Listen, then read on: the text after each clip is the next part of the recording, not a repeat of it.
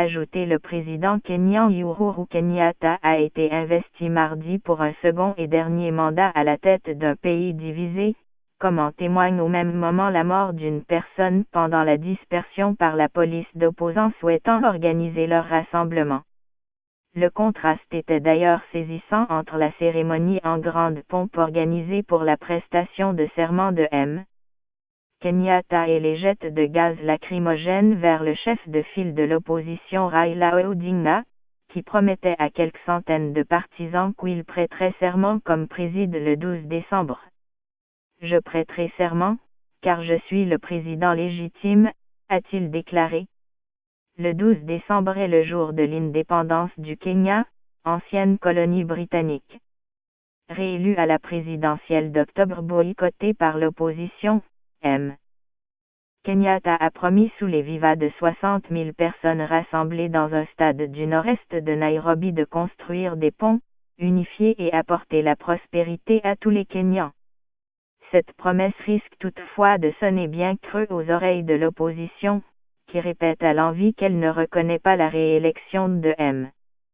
Kenyatta et dénonce la répression brutale de ces manifestations.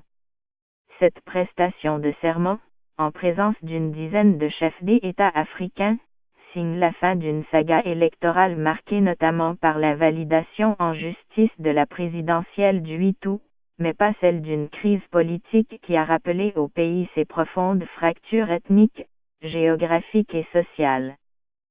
Cette période a été difficile, mais une fois de plus, les Kenyans ont fait preuve de résilience, a lancé M. Kenyatta, promettant par ailleurs d'intensifier le développement des infrastructures, de l'économie, de la couverture santé et de l'accès à l'enseignement. Désobéissance présente massivement dans les rues de Nairobi, la police avait bouclé mardi matin un terrain du sud-est de la ville où l'opposition entendait organiser un rassemblement. À coups de gaz lacrymogène, de tirs de semonce et de tirs tendus, les forces de l'ordre ont joué au chat et à la souris avec des groupes d'opposants, environ 200 au total, qui tentaient de se rendre sur les lieux, selon un journaliste de l'AFP. Au moins une personne a été tuée par balle, ont indiqué 2 sources policières. C'est non loin de cette zone que Raila Odinga a prononcé son discours, en milieu d'après-midi. Depuis plusieurs semaines, il a promis de poursuivre une campagne de désobéissance civile suivie de manière inégale par ses partisans. Selon un décompte de l'AFP, les violences ayant accompagné le processus électoral ont fait au moins 57 morts depuis le 8 août, principalement dans la brutale répression des manifestations de l'opposition par la police. Loin toutefois du millier de morts des violences politico-ethniques ayant suivi l'élection de 2007.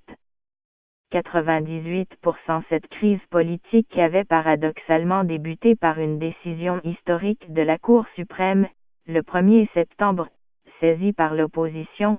Elle évoque des irrégularités dans la transmission des résultats et invalide la présidentielle du 8 août.